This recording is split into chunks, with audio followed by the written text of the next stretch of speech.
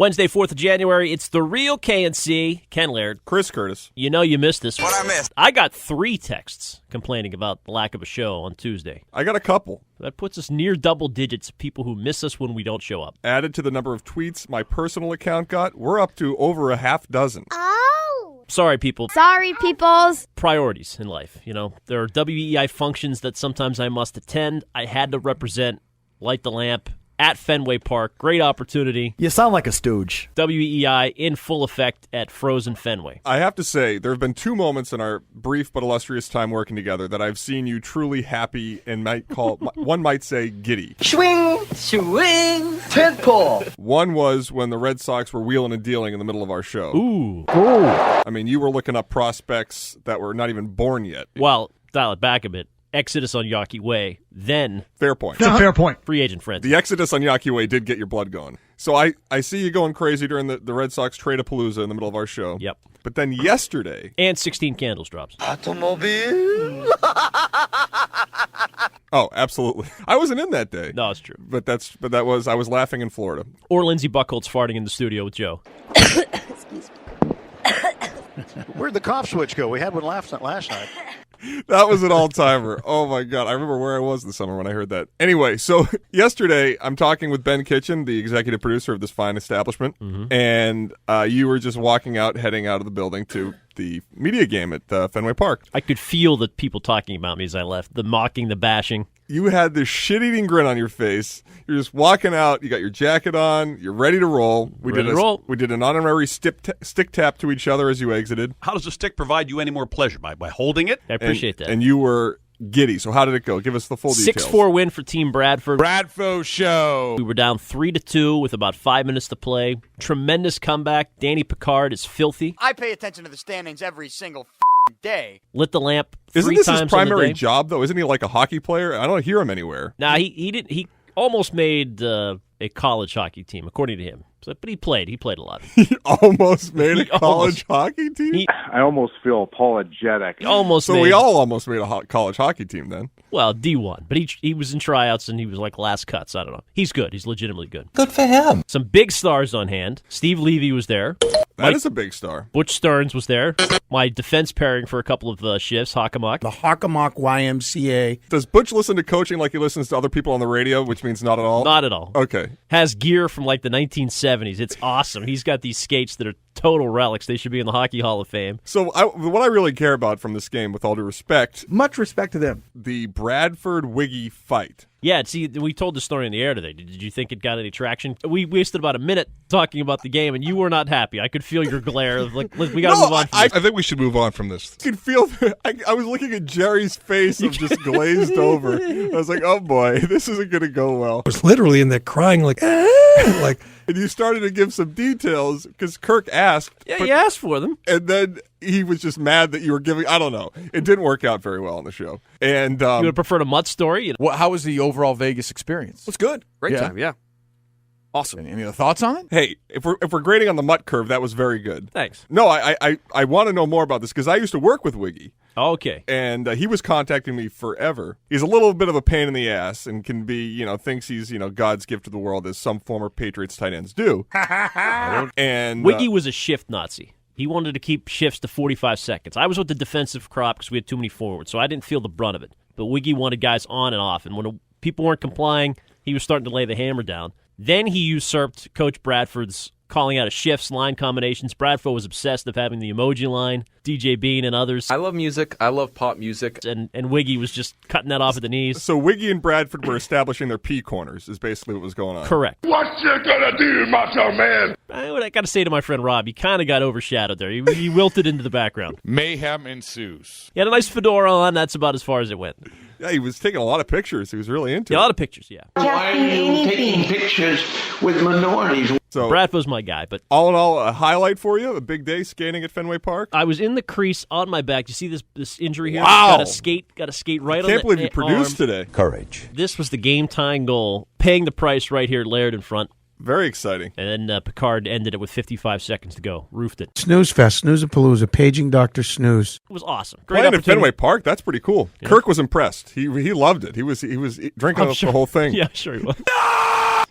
By the way, quick aside, a quick office story. So I didn't see what you ended up selecting, but we were just good guys that we are. Got some Girl Scout cookies. Yeah. For the lovely Kate Minahan from the Kate Minahan troop or whatever they call it. How about this? Jerry Callahan, 3 boxes of Girl Scout cookies from Kirk. That's it. Not much. Not much. A box for every million he makes a year. Jesus. 3? Yeah. I went with 4. What does that say to you? Yeah, I saw that. I bested you with 5. No way. I got to go in. I got to go back. Go scratch it out? I'm going to double up my Thin Mints. And I want you to buy some of my daughter's Girl Scout cookies. Look. This was bizarre to Kirk, which I'm sure will come up tomorrow at some point. I don't know. But I had never ordered Girl Scout cookies before. Mm-hmm.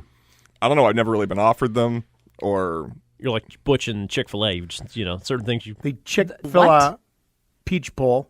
I just have never done it. So I was looking at the thing, and Kirk's like, "Oh Christ, here you go." But yeah, it was. I couldn't believe I'm checking out. I'm adding up the number of boxes, putting it in the little thing at the end, and I see Jerry 3 boxes, $15. We've had a few of those tight ones today. Is that a slap in the face to Kate Minahan? Is that a statement to Kirk that he's not going to participate in this going forward, or is Jerry just frugal?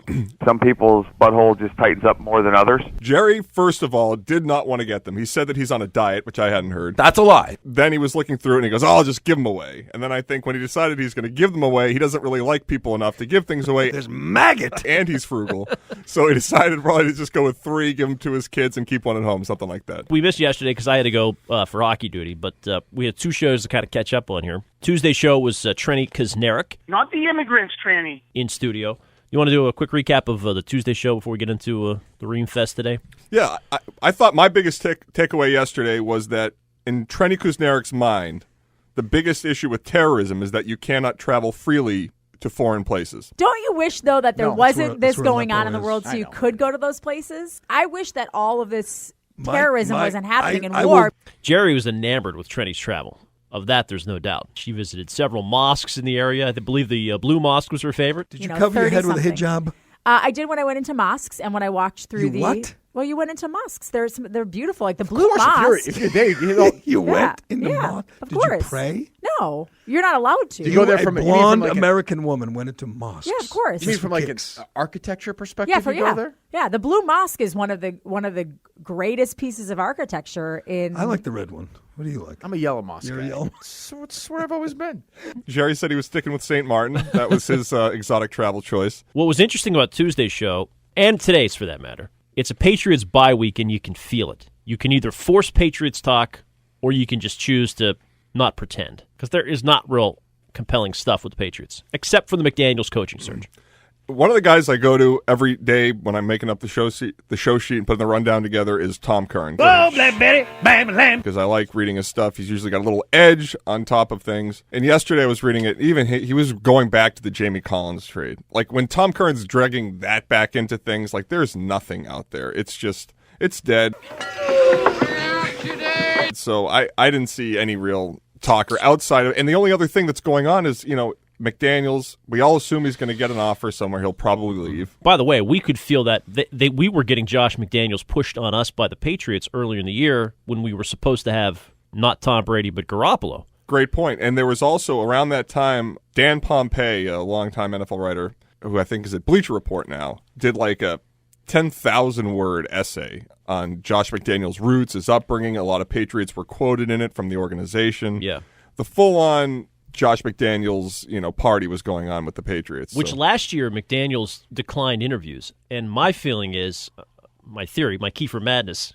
Conspiracy theory is, McDaniels said, "I'm not going to look this year. I'm coming back next year, but in return, help me out a year from now." And now this is them scratching his back. They've been on the media campaign to get McDaniels hired. Yeah, I think that absolutely is the case. Nothing happens by mistake with the Patriots. Right. They make mistakes, but they don't, do things without some forethought. And I think McDaniels on with us when Brissett was starting. Jacoby Brissett. Instead of, Jimmy G or instead of other people within the organization that we requested was saying something. Adam Schefter we had on was a great guest yesterday.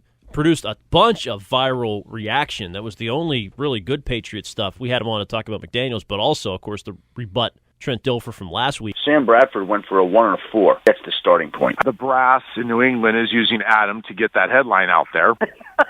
That's funny. What would lead Dilford to say that? I honestly have no idea. I did not mean to throw Adam's name in there by any stretch of imagination. I blew it. So I regretfully take back putting Adam's name into that. So I humbly apologize. Yeah, it was great. It was Deitch has been good for us in terms of he listens every day, he tweets, and not only does he have a lot of followers, he has a lot of influential media members that follow him. Mm-hmm. So, like yesterday, Yes, sir. No, yesterday I tweeted out, Schefter versus Dilfer or whatever, and he retweeted it saying, rare thing, and then within like 30 minutes, it was at the New York Post, Sporting News, Yahoo, CBS, everywhere. Yeah. It was all over the country. That was good. We had some Brent Musburger, Joe Mixon stuff, but it was funny. We got a segment out of that. I happen to pull for people with second chances, okay? And Kirk didn't really want to push it that hard. I thought it was a solid open to the show, but it wasn't one that Kirk wanted to just manufacture for a couple days. We ignored it today even. Yeah, I think that's a topic where Kirk kind of used it as lazy, and I can't say I disagree with him. Even the Odell Beckham, which was kind of a 2-day story. We did a little bit again today, but it kind of died. Yeah, and Kirk tired of that as well. I think there's no real disagreement on it. It's not like Kirk's sitting there like Amani saying that Joe Mixon's still going to go in the first round and Jerry disagrees, or that anybody's defending the actions of Joe Mixon. Musburger was wrong. We played it. We goofed on him because he's kind of an old man who made a mistake. They all swear that the young man is doing fine. And then moved on. So the one topic that I will find interesting, I think a lot of other shows will dedicate a lot more time today to the Jay Crowder tweets. It's been picked up all over the, anywhere you look online today. But I thought we did a good 20 or so minutes, would you say? 8 o'clock today. We did it. This was not an insane reaction for Gordon Hayward last night at this game. Celtics fans want Hayward to come here next year. Jay Crowder, he goes nuts. Cheering for Gordon Hayward during introductions because he's going to be a free agent. Yes. And by the way, they could use him. Oh, sure, it'd fit right in. I don't know if you heard my analysis. They're one player away. Yeah, I know that. Yes, that one player happens to be Anthony Davis. Yeah. But I thought we got into the topic. We discussed it, brought up, what he was insinuating with his tweets, using the letter K, all that. That's another topic where I feel like some shows will try to hammer that for 4 hours, and I didn't see it as that much of a topic. Schilling was the bigger talker today. Big front page Herald. Which was good. I mean, it is. We had Schilling on last week. That's why the Schilling Arcand show, I think, was so good. Not to take anything from those guys, but it's topical right now. The Baseball Hall of Fame, Schilling not getting in, the steroid guys appearing like they're making great momentum to get in. So that was our biggest buzz today, I think. You can hate Schilling. Don't you have enough material without making stuff up? If you want journalists to vote for you and you endorse a shirt that says Lynch Journalist. He didn't even say it. Some idiot had the T-shirt and he said it was awesome. Buckley wrote today that he was offended by that. Do you honestly believe that a grown man is offended by that? Yeah. You do. Offended. Seeing how journalists are under assault in the Trump era. The calls were banked both times we went to it today. Yeah, that was a big frustrating thing for me today. I talked to Kirk during the show, and I've been trying to get one of these guys on, whether it be Mike Harrington from Buffalo, Heyman, Jay Jaffe, Shaughnessy, any number of these guys, and they all don't want to do it. And I just that really, of all the I know it pisses me off because it's my job to book them, so obviously it would bother me for them not to say yes. But in most cases, I don't really care. Whatever, you don't want to do it, screw you, go on. But these people are writing and judging based on character. It's my vote's character clause, and they don't then have the character. I'm invoking the character clause to voice why they're excluding someone from the Hall of Fame. Kettle, say hello to the pot. So yeah, no, I don't know. That's frustrating. So I contacted Heyman again today. He said no. He tried to clarify something. I said, what the hell are you talking about with the fucking dog thing? He didn't respond. Scared as a scalded dog. Mike Harrington actually tweeted out that he was at the airport about to do a radio hit at 8:15 this morning in Buffalo. Yeah. And I said, hey, perfect. We're free between now and that point. Let's do it. He said, no, sorry, I'm heading to the airport. I'm like, well, you're doing an interview. And he still said no. So these guys are, they're hiding. They don't want to do it, and that's their prerogative, I guess. Which is fine. Absolutely his prerogative, not mad at him. How about the performances of our casting couch members this week? Trenni yesterday, Reimer today. I give Reimer a solid A- today. Purely for the vodka story? In the kitchen, there was a great scene going on. After a while, it took like an hour or so. Sure, I understand that. Loosen up, take some more great shots. Scene? Yes, where you take off your shirt, Jerry, right there. Get a little vodka. I think this was Grey Goose, maybe. Nice. Pour it down your spine, and if you pull down your pants a little bit, it can go down your crack there. And if someone's on their knees below it, they slurp it up. The vodka story, the Schilling topic, he gets going. The only criticism I will give Alex is that whenever we get into any sports topic, he hurts himself a little bit by saying this is sporty, or he'll make some off-the-cuff remark like, "Oh, we're getting sporty here." Yeah. Just it's in his head. It's in his head. Yeah. Just forget it. If we're talking about it, just be engaged in what we're talking about. That's Kirk's job. We don't need the third person to be down on that also. Right. SPORTS. So that would be my point of criticism for Alex today. Other than that, A-. The West Hollywood story was great. I thought the first segment was as all over the place and funny as we've had in a long time today to start the show. That was. And I looked at the clock and it was like 9:17, and I was like, "Holy shit, this flew." So yeah, no, that's a definite sign of a good show. Yeah. On this podcast, you and I nitpick a bit, we critique, but we love. I think you and I both think Alex is really good, especially for 24 to be on top of everything, be able to talk about whatever we get into. I gave him a lot of credit for that, but Trenni took a shot at him for that a little bit, saying you're young. I sensed you getting a little frustrated with Alex during the show. Yeah, he was a little bossy. Yeah. I mean, you're cat fight. You're 24. He's what we call a top is what we call in our world, Alex. He likes to be in a command. spinner. Yes. He's the top. And I'm going to be honest. I don't do well with that. I don't like being told what to do. I never have. Right. It irritates me. So you're saying you two when I was a kid. You two will never be a couple, you're saying? No. Yeah, well, Alex was definitely, because he sensed right away on that Thursday show that it could go a hard right turn at any point. Yeah. And so he was trying to keep it on the tracks with the Floyd topic. Yep. And I think he was rightfully frustrated that none of the calls were being taken. You and I were sitting there staring at the full bank of lines on a controversial topic with people who disagreed. Yeah, he should have been our lead host. We said that after the show. Right. So totally get it. And I think that was even Trenni's point. She said, if you want to do it, big guy, and you sit in the chair. So that was something maybe on a different day we would have done a little bit more of that, but I think that the shilling talker was better than any of the sort of the in-house Trenni versus Reimer thing. But Reimer did say that Trenni is his number one competitor for the Dino's Casting Couch love. So I think Trenni is good. It's amazing to see people in a complimentary role with Kirk and Jerry compared to when they're on their own or out of their element or with people they don't. I mean, night and day difference. I don't do LDR. I don't do long distance. LDR? LDR. Is that what you call I don't it, do the LDR? long distance relationship. It's not like Trenni was an A+ on Tuesday, but she fits in so much better when she can just chime in here or there. Well, the show just in general is just such an easier listen. Right. In terms of each person having what they're doing, it's well defined what each person's role is, and I think. And she's willing to talk about anything. Nothing offends her. She was about to go pretty personal about a topic when Kirk said his New Year's resolution was to masturbate more. She almost gave us her number. That was a pretty big moment. Kirk also got into his psychotherapy. We didn't maybe fully exploit this, but Kirk has switched from a female psychiatrist to a male psychiatrist. But you sit there and you cry in an office with another man. Oh, yeah, I cry. Can we associate this to a Reimer effect? Could be. Feeling a lot more comfortable around men now that he's gotten closer to a gay man? I'm glad I'm gay. You notice Kirk showed some affinity for Trenni with the glasses look, too. Is that Trenni? She pulls off the glasses. Look at her. She looks good with the glasses. Look, huh? Yeah. And That's a studious psychiatry kind of look. And Trenni came in. Yeah, she had the glasses on Tuesday. I think that may be to push Kirk's buttons a little bit, you think? To get a reaction? People are doing some interesting things today. We got another comment from Jerry saying that Alex was cute. He must be a hit. Look at him. A cute guy all by himself. Jerry was very concerned. Yes. About Alex manning the streets at gay bars by his lonesome. Little old Alex in West Hollywood by himself. Yeah, for being obtuse to the situation. Be so obtuse. Jerry seems to be quite confident of how big of a hit Alex is in the gay bars. Each step of all of these Alex stories, Jerry just gets redder and redder and then more and more confused and asks more questions. It's like, he gets through the drink. You get a drink by yourself? And then it's like the next line is like, you went to somebody's house? You're drinking shots out of his ass crack? It's just like it keeps building and it's hilarious to watch. Okay, so that's the last 2 days in sort of a Cliff Notes nutshell. Now, tomorrow, the return of the Candyman. The Candyman. Good question, Candyman. Coming in. You find it intriguing? I do. That Christian Arcand, who's back in tomorrow, he was in last week. His stock has gone way up in Callahan's eyes here over the last 7 days. I mean, way up. He was almost a non-factor, non-consideration for the boys. Kirk, I don't think is quite as sold. So tomorrow's pretty interesting.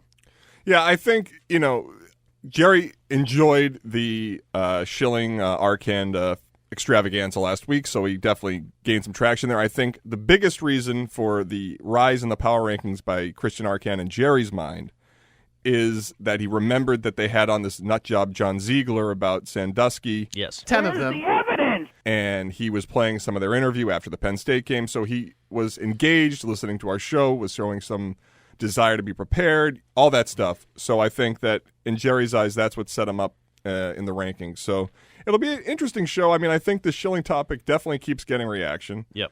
And it's good to have someone on there who completely is diametrically opposed from Jerry's point of view to go back and forth. As we've said often, and I think this is Kirk's big point with Christian, is that not a lot of yucks, not a lot of laughs. Well, when we've had him in, it's been serious topics, so it's a skill to be able to go from battling and talking race and some pretty heavy subject matter, and then to be able to flip the switch the next segment and lighten the mood a little bit. And that's where I think Arcand, we haven't seen that ability to flip that switch. Yeah. So, I mean, I told him, hey, it's a chance. You're in the door, so if it goes well, you never know if more opportunities will come down the line. So, and we are, I think, nearing the return of Gary Tangley sometime in the near future. He's back. That Velfie yesterday put it over the top. Joey Zarbano, the new program director of WEEI, invited me to dinner. We had a nice time last night, had a little chat. They want me back on the Kirk and Callahan show. I'm still not sure if I'm going to do it. And he's even tagging tweets now with Kirk and Callahan. Right. So that's fewer opportunities for other cast members. We get Gary back. It's an if, I will admit. It's not done yet. But if we get Gary back, then we've got Trenni, Reimer, Tangway, Mutt's going to be on Friday, and Meter. So we've kind of got a stable 5. When I say he's back, I mean, in his mind, he's back. I think the ball we can agree on is now in management's hands. Yes.